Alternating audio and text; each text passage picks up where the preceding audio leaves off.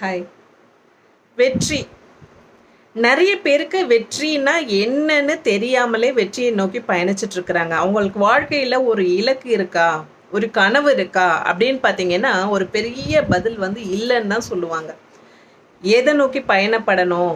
இப்போ நம்ம சென்னையில் இருக்கேன். நான் இங்கேருந்து கோயம்புத்தூர் போகணும் அப்படின்னா இன்டர்சிட்டியோ இல்லை வந்தே பாரத்தோ பல்லவன் என்ன வண்டி இங்கேருந்து அங்கே போகும் அப்படின்றத அந்த ட்ரெயினில் ஏறி உட்காந்து நம்ம எங்கே இறங்கணுன்றத டிக்கெட் எடுத்தால் தான் நம்ம சேர வேண்டிய இடத்துக்கு போய் சேர முடியும். அதே மாதிரி நமக்கு வாழ்க்கையில் எந்த ஒரு குறிக்கோளும் இலக்கும் இல்லாமல் நம்ம வெற்றியை நோக்கி பயணப்படணும், வெற்றி பாதையை அடையணும், நம்ம வெற்றி பெறணும் அப்படின்னா அது எப்படி நடக்கும்? அது சாத்தியமாகாது இல்லையா?